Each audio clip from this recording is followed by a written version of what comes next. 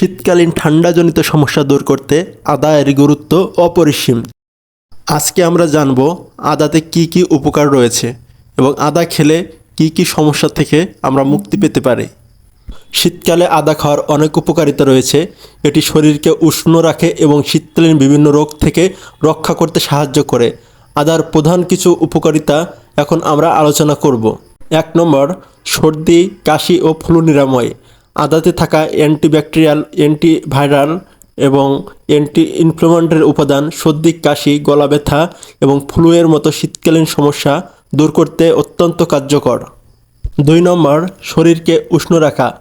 আদা শরীরকে ভেতর থেকে গরম রাখতে সাহায্য করে, যা ঠান্ডা আবহাওয়া থেকে আরাম দেয়। এবং 3 নম্বর গুণাগুণ রয়েছে হজমে সহায়তা করা।